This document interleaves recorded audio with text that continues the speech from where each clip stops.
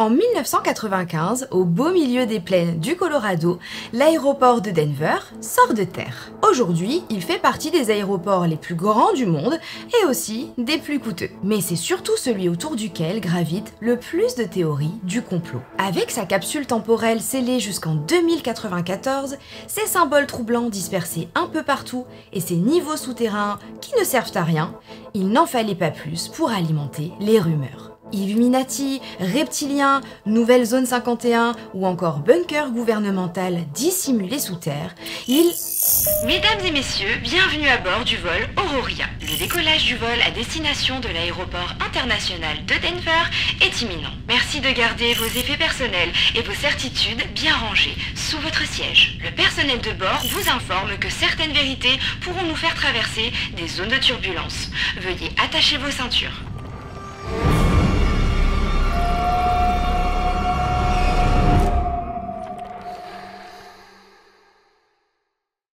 Hey! J'espère que vous allez bien ma team YouTube, moi ça va très bien et je suis vraiment ravie de vous retrouver aujourd'hui pour une nouvelle Aurora spéciale Halloween. Évidemment, si vous êtes resté jusqu'à la fin de ma dernière vidéo, vous savez que celle-ci devait sortir la semaine dernière, mais petit contretemps avec la marque avec laquelle je devais collaborer, donc ça se fera plus tard. Le personnel de bord vous présente ses excuses pour ce désagrément. Du coup, le sponsor aujourd'hui, c'est moi-même, évidemment c'est une joke, mais je voulais juste vous dire que j'avais sérieusement repris Twitch et que je suis en live tous les jeudis à 20 h et parfois des jours dans la semaine comme ça en impro. Mais en tout cas, si vous voulez discuter avec moi en live, me voir jouer à des jeux d'horreur mais pas que, n'hésitez pas à venir me faire un petit coucou le jeudi à 20 h. Aujourd'hui, normalement, on est sur une vidéo plus courte que d'habitude, un petit peu plus légère parce que j'adore aborder les théories du complot, surtout au moment d'Halloween. Donc si vous aimez cette vidéo, surtout n'hésitez pas à me le faire savoir en laissant un pouce vers le haut, en vous abonnant à ma chaîne, mais surtout en me laissant un petit commentaire pour me dire que vous aussi ça vous fait kiffer et que vous en voudriez plus, parce que si vous me donnez d'autres sujets et tout, y a pas de souci, on en parle, vous et moi. Il faut savoir que l'aéroport de Denver,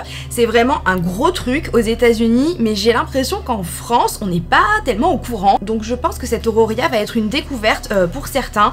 Et du coup, j'ai trop hâte qu'on commence. Donc maintenant que les courageux que vous êtes confortablement installés dans le noir, c'est parti. Vous l'aurez compris, nous sommes aux États-Unis, plus précisément à Denver, dans le Colorado. Ici se trouve l'un des aéroports les plus fréquentés du monde, le DIA, qui ouvre ses portes le 28 février 1995. Histoire de vous donner quelques chiffres, c'est le 10e aéroport avec le plus de trafic commercial. En 2009, c'est plus de 50 millions de passagers qui s'y rendent pour atteindre leur destination, avec plus de 600 000 décollages et atterrissages sur une seule année. En termes de superficie, on est sur le 2e aéroport le plus grand du monde, avec ses 137,8 km². À titre de comparaison, c'est plus grand que la ville de Paris, qui fait 105 km². Et c'est presque 3 fois la superficie de Lyon. Pour un simple aéroport, ça fait beaucoup d'espace. Mais parlons d'abord de sa construction avant de rentrer dans les détails et surtout d'analyser toutes les bizarreries qui l'entourent. Sa construction débute en 1989. Alors dès ce moment-là, les habitants de Denver, ils s'interrogent. Déjà, pourquoi construire un aéroport aussi grand et aussi cher alors qu'à seulement quelques kilomètres de là, ils ont déjà un aéroport, celui de Stapleton. Pour justifier cette nouvelle construction, on évoque des problèmes de sécurité. Il y a déjà eu des accidents, et puis il y a aussi le bruit, beaucoup de bruit. Les habitants des résidences proches de Stapleton se plaignent de nuisances sonores et plusieurs plaintes ont déjà été déposées. Stapleton finit donc par être fermé le 28 février 1995, soit la veille de l'inauguration de celui de Denver. Mais même avec ces arguments, le budget prévu de 2 milliards de dollars continue de soulever de nombreuses questions. L'aéroport d'Atlanta, par exemple, a coûté 500 millions de dollars. Celui de Dallas, 875 millions. Et celui de Shanghai, 1,67 milliard. Ça reste moins que les 2 milliards prévus. Le chantier, quant à lui, il devait durer 18 mois et il en durera finalement 34, soit 16 mois de retard. Plusieurs inaugurations sont reportées, annulées. Il semblerait que de nombreux soucis techniques aient entravé son ouverture. Et au moment tant attendu de l'inauguration, c'est l'heure de faire les comptes. Alors que cet aéroport devait coûter 2 milliards, il aura finalement allégé Denver de 4,8 milliards de dollars soit plus du double du budget prévu. Le décor est désormais planté, alors entrons dans le vif du sujet avec toutes les choses étranges concernant la construction de l'aéroport de Denver. Tout d'abord, aucune donnée officielle ne donne la surface exacte des niveaux souterrains, mais des médias locaux parlent de 160 000 mètres carrés de tunnels et de zones techniques souterraines. De base, ce sont des structures construites sous l'aéroport pour transporter les bagages des voyageurs, sans les importuner déjà, et puis en plus, logistiquement, ça peut faire gagner du temps. Donc ces constructions, en fait, c'est tout bénef. Sauf que finalement, l'utilisation de ces tunnels s'avère trop compliquée. Il y a des erreurs d'aiguillage, des sacs coincés ou déchirés pendant les tests, et ce système est abandonné en 2005 au profit des bons vieux tapis roulants. Y avait-il vraiment besoin de tant d'espace pour un système qui s'est avéré être un échec? Et surtout, à quoi servent désormais ces tunnels souterrains? Évidemment, on y reviendra. Faisons un tour du côté des pistes d'atterrissage. L'une d'elles est célèbre pour être très longue, voire trop longue, puisqu'elle fait 4,8 km. Et normalement, dans les aéroports de ce type, la moyenne, c'est 2,4 à 4 km. 4,8, ça fait vraiment beaucoup. Alors, est-ce que c'est pour faire atterrir les appareils géants que le public ne connaît pas? Certains forcément se posent la question et on en reparlera dans les théories. Officiellement, en tout cas, parce que bon, j'aime quand même les théories du complot, mais la vérité c'est mieux, les pistes sont aussi longues parce qu'à Denver, il y a beaucoup de vent et qu'en été, la température peut atteindre 40 degrés. Donc cette piste est aussi longue pour des raisons météorologiques afin de faire atterrir les avions en toute sécurité. Mais ce n'est pas tout, ne vous en faites pas. Pour construire l'aéroport de Denver, plus de 84 millions de mètres cubes de terre et de roches ont été retirés. Un volume démesuré, même disproportionné par rapport aux besoins d'un aéroport classique. Comme si on creusait pour préparer autre chose. Et là, on arrive au summum de l'étrange, en tout cas concernant la construction. 5 bâtiments possédant entre 7 et 15 étages de haut ont été construits. Jusque-là, vous allez me dire, rien d'anormal. Sauf qu'ils ont été recouverts, littéralement ensevelis sous la terre, sans jamais être utilisés. Pourquoi, vous allez me dire? Eh bien pour la simple et bonne raison qu'ils se sont trompés d'endroit en les construisant. Bon, déjà, ils auraient pu s'en rendre compte avant, visiblement ce n'est pas le cas, mais ils auraient aussi pu s'en servir pour autre chose ou alors les détruire, mais non. Ils les ont ensevelis. Enfin, 8350 km de fibres optiques ont été installés sous l'aéroport. Pour comparer, la côte est des États-Unis. De la Floride à New York, on en compte 4828. Pourquoi un aéroport aurait-il besoin d'un réseau plus étendu que la moitié du pays entier? Pour couronner le tout, cet aéroport, il est, comme beaucoup, entouré d'un périmètre de sécurité avec des barbelés. Mais les barbelés de Denver sont placés à l'envers. Il ne vous blesserait pas si vous tentiez d'y entrer, il vous blesserait si vous tentiez d'en sortir. Cet aéroport, il est grand, il a coûté très cher et pourtant, il n'est pas facile de se déplacer dedans, il n'est pas du tout accueillant, comme si finalement, il n'avait pas été construit pour être un vrai aéroport. L'architecte lui-même déclare ceci. You're being welcomed by confusion. And now it's like telling you to go outside. By chaos, by dust, by dirt, by construction, by corridors that take you to wherever you need to go and all that sort of stuff. It's not a very friendly experience at all. It's not how he designed the terminal. Et évidemment, vous me connaissez, on ne va pas s'arrêter là. Le mystère entourant l'aéroport de Denver ne concerne pas uniquement sa construction ou son coût. Les théories ont été alimentées par des choix artistiques très spéciaux. D'abord, à l'entrée de l'aéroport. Un cheval bleu de 10 mètres de haut vous accueille. Il pèse plus de 4 tonnes de fibres de verre et d'acier et a coûté 300 000 $. Mais il a également coûté la vie à son créateur. Luis Jiménez travaille dans son atelier situé à Hondo, au Nouveau-Mexique, lorsqu'un morceau de la sculpture se détache soudainement. Le fragment lui écrase la jambe et une artère est sectionnée. Il se vide alors de son sang et meurt écrasé par sa propre sculpture. Depuis, la statue soi-disant maudite est surnommée Blucifer. Bon, je suis sûre que vous avez également remarqué ses yeux qui sont rouges et qui s'éclairent à la nuit tombée, semblant fixer les voyageurs qui arrivent. Beaucoup d'entre eux disent d'ailleurs ressentir une gêne en passant devant lui, comme une présence ou une menace. Pour une entrée d'aéroport censée accueillir chaleureusement les voyageurs, bon, Blucifer ne fait pas le job. Passons à l'intérieur du terminal. Les murs sont recouverts de fresques géantes. Des scènes colorées peintes par Léo Tanguma qui au premier abord sont joyeuses et bienveillantes. Vous êtes sûr ? Sur l'une d'elles, un soldat couvert d'un masque à gaz, brandissant une épée qui empale une colombe blanche, notamment symbole de la paix. L'épée d'ailleurs rappelle étrangement le symbole utilisé par les Shriners, un ordre maçonnique dérivé des francs-maçons. Au sol, des cadavres d'enfants, de mères, et sur le côté, une file interminable de personnes tête baissée et en larmes. Et puis une lettre, extraite d'un vrai document historique écrite par un enfant mort en 1949 dans un camp de concentration nazi. Un message d'adieu glissé en plein milieu d'un aéroport qui est censé être moderne. J'ai été autrefois un petit enfant qui rêvait d'autres mondes. Mais je ne suis plus un enfant car j'ai connu la peur. J'ai appris la haine. Quelle tragédie que cette jeunesse qui grandit parmi les ennemis, les cordes de potence. Et pourtant, je crois encore que je ne fais que dormir aujourd'hui, que je me réveillerai, redeviendrai un enfant, et que je rirai et jouerai à nouveau. Honnêtement, ça me brise le cœur et pour moi, il n'y a pas idée de mettre des choses pareilles dans un aéroport. Je trouve que ce n'est pas l'endroit. Ceci dit, ça permet de perpétuer l'héritage historique, ça permet aussi de rendre hommage, et je m'y connais pas très bien en art, donc en vrai, peut-être que ça a même des symboles plus forts. Si vous aimez analyser des œuvres d'art, etc., vraiment n'hésitez pas à me donner votre avis sur ces fresques, parce que, bon, moi perso, ça me met mal à l'aise. Plus loin, une autre fresque porte un titre rassurant, paix et harmonie avec la nature. C'est très coloré et vraiment on pourrait presque croire que c'est joyeux. Mais en y regardant plus près, on y aperçoit des peuples du monde entier, pleurant des animaux morts ou enfermés dans des cages de verre. On y voit également une ville en flammes en arrière-plan, 3 cadavres dans des tombes au premier plan. Paix et harmonie avec la nature? Vraiment, à nouveau, à quel moment c'est rassurant d'exposer la mort, les guerres, la fin du monde dans un aéroport où on est déjà des milliers en flip total avec la phobie de l'avion lui-même? Je sais pas. D'ailleurs, laissez-moi vous montrer le plan aérien de l'aéroport de Denver. J'ai fait le test avec monsieur, donc je vais le faire avec vous. Je vous le montre. Je vous laisse quelques secondes pour l'analyser, me dire ce que vous en pensez. Et donc, quand j'ai fait le test avec monsieur, je ne lui ai rien dit. Je lui ai même pas dit qu'il s'agissait de l'aéroport de Denver. Il ne connaît rien sur ce sujet.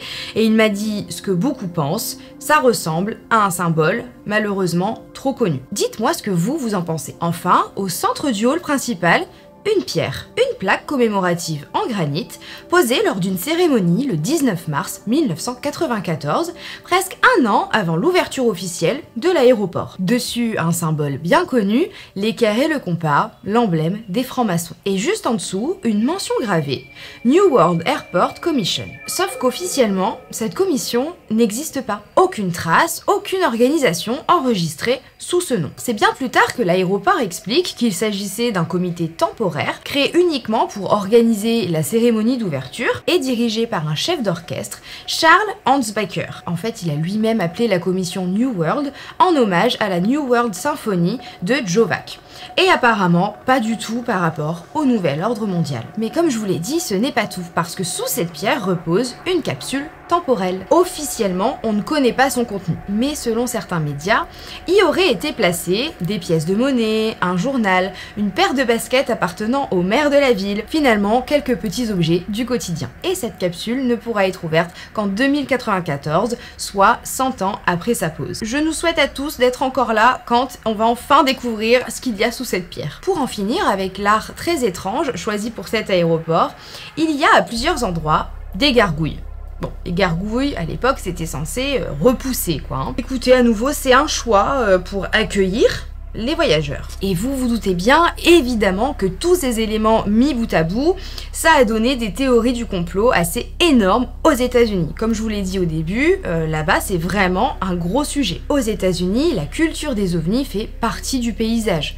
On a la zone 51, Roswell, les événements extraterrestres, tout le monde là-bas a grandi avec ça. Et le Colorado n'y échappe pas. Cet état abrite d'ailleurs l'un des taux de signalement d'ovnis les plus élevés du pays. Des lumières dans le ciel, des objets non identifiés, le siège du MUFON, le plus grand réseau civil d'enquête sur les phénomènes ovnis, se trouve à Denver. Alors quand on apprend que sous l'aéroport de Denver, il existe un réseau souterrain immense, bon, bah certains y voient des signes. Donc selon la théorie numéro 1, les souterrains ne seraient pas du tout destinés au bagage des voyageurs, mais à quelque chose d'autre. On parle de portes d'accès pour les reptiliens, ou encore de zones où les extraterrestres seraient étudiés en long, en large et en travers par le gouvernement. Dites-moi ce que vous pensez de cette première théorie. La deuxième théorie, elle est malheureusement très peu documentée, mais de toute façon, si c'était vrai, bah forcément personne voudrait que ça se sache. Cette théorie, c'est celle du gouvernement qui utiliserait utiliserait tout cet espace sécurisé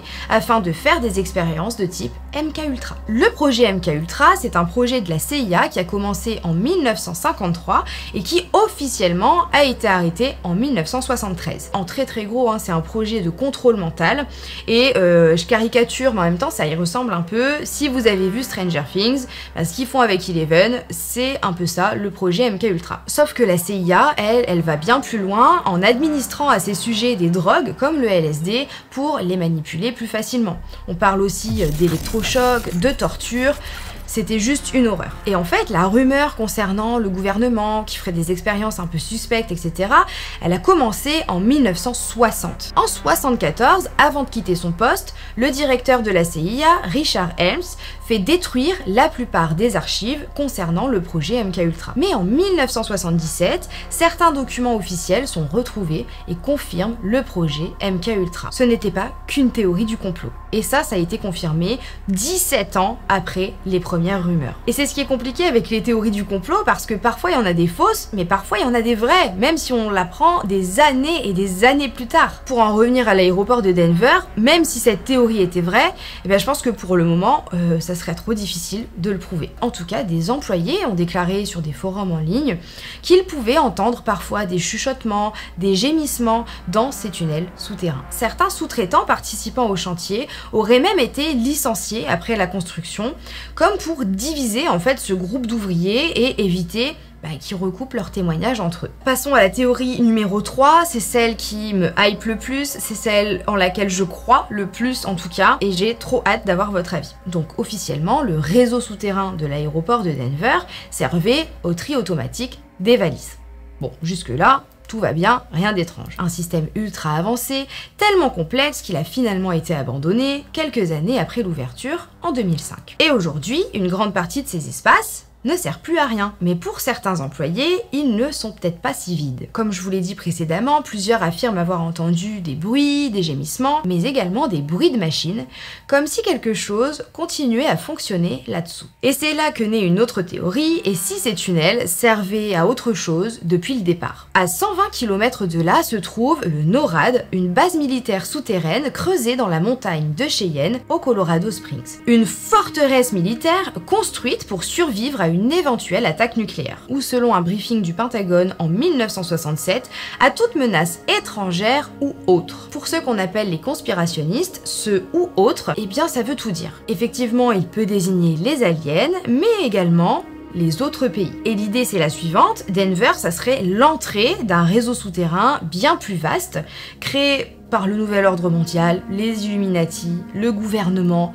Moi, je vous avoue que je les mets tous dans le même panier de toute façon. Ça serait une jonction souterraine entre un aéroport civil et un bunker militaire prévu pour un scénario apocalyptique. Et s'il devait y avoir la fin du monde, l'élite pourrait être protégée en se rendant à Denver. Et en effet, quand on regarde sur la carte, cet aéroport, eh bien, il est situé au centre des États-Unis. Il est vraiment en plein milieu. Il serait alors une espèce de plaque tournante pour le transport souterrain vers des bases militaires ou des bunkers. Et autour de cet aéroport, des bases militaires, connues en tout cas, il y en a au moins 6. De plus, si cet endroit devait être frappé d'une manière ou d'une autre, eh bien ça se ferait difficilement au vu de l'emplacement à l'intérieur des terres. Stratégiquement, c'est intéressant. Et l'idée des bunkers pour sauver les plus riches, elle n'est pas nouvelle. Vous l'avez sûrement déjà vu dans des séries, comme récemment El Refugio Atomico sur Netflix, ou bien des films post-apocalyptiques qui sortent en ce moment à l'appel. Je sais pas ce que vous en pensez, on en a parlé d'ailleurs sur Twitch, parce qu'on se disait qu'en ce moment,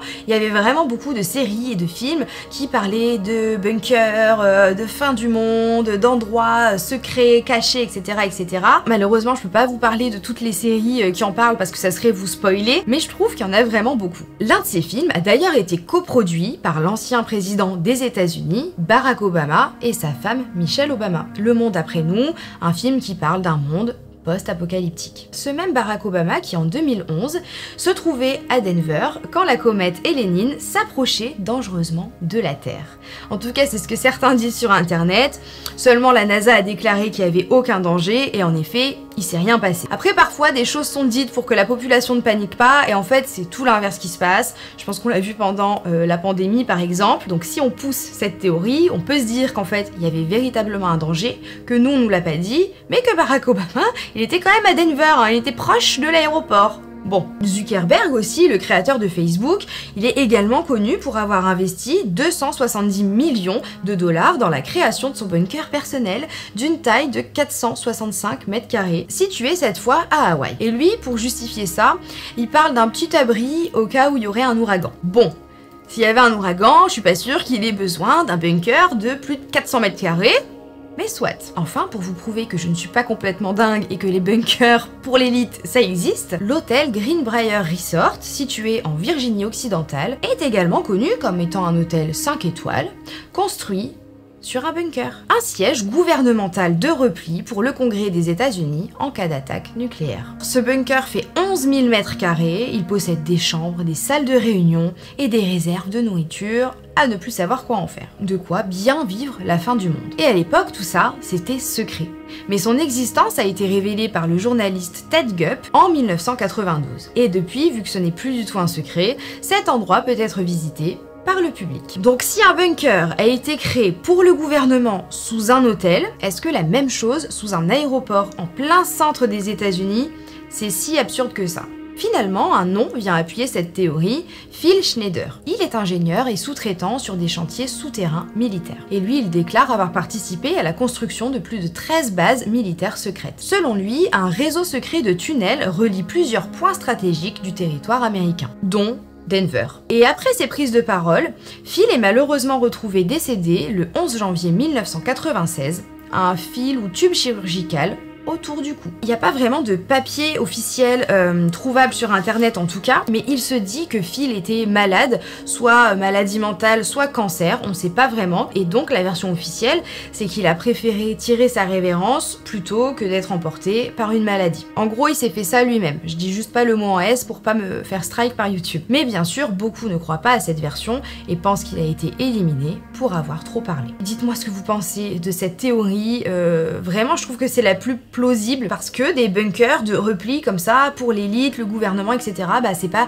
une première, c'est pas quelque chose qui n'existe pas, aujourd'hui on le sait et c'est documenté, donc je me dis que tant d'espace souterrain sous un aéroport, bah ça peut être une bonne idée. Après c'est sûr que si c'est le cas, ils n'ont pas été très discrets. C'est ce manque de discrétion qui me fait me dire que en fait c'est peut-être pas ça. Dites-moi ce que vous en pensez, par pitié. En tout cas, l'aéroport est évidemment au courant de toutes ces théories du complot le concernant et l'équipe marketing s'en donne à cœur joie. Désormais, une gargouille dans l'aéroport parle aux passagers. Welcome to Illuminati headquarters. I mean, Denver International Airport. This is awesome. Oh, it's because of the conspiracy. Oh, it's because of the conspiracy. Look at me, I'm a little know-it-all. Will you get back over here? I got a question about this conspiracy. Et puis ils ont aussi mis plusieurs affiches avec des phrases comme « Pardon pour le désordre, nous sommes en train d'agrandir notre labyrinthe pour les reptiliens » ou une photo de l'œil Illuminati avec la mention « Nous sommes partout » ou encore « Que sommes-nous en train de construire ? Un étage secret pour les reptiliens, une salle de contrôle du nouvel ordre mondial ou juste un hall de bagages ?» Écoutez, ils s'en amusent, c'est bien, et puis bah au moins si l'une de ces théories était vraie, ils nous couperaient bien l'herbe sous le pied en la discréditant grâce à l'humour. Now, all that conspiracy theory is absolutely true. That's what I tell everybody. There's thousands of miles of empty space down there with tunnels going all the way to Kansas. Please. Et bien voilà ma team YouTube, c'était tout ce qu'il fallait savoir sur l'aéroport de Denver. Si un jour vous atterrissez là-bas, j'espère que vous penserez à moi. N'hésitez pas à me dire ce que vous en pensez. Encore une fois, c'est une histoire qu'on connaît pas trop en France, donc j'espère que je vous l'ai fait découvrir. Et puis je veux évidemment votre avis. Peut-être même que vous avez une théorie à laquelle je n'ai pas pensé et je serais vraiment ravie de la lire. En tout cas, moi je me suis éclatée à préparer cette vidéo qui était un petit peu plus légère que le true crime en général, même si on parle quand même de fin du monde, etc. etc. Si ce contenu d'Halloween vous a plu, n'hésitez pas à me le faire savoir en laissant un maximum de pouces vers le haut et en vous abonnant à ma chaîne si c'est toujours pas fait. Je vous rappelle que je suis en live tous les jeudis à 20 h sur Twitch. D'ailleurs, ce jeudi, on va commencer un nouveau jeu d'horreur, donc n'hésitez pas à venir. Sur ce, moi je vous fais de très gros bisous, je vous dis à la prochaine et surtout, prenez soin de vous. Ciao!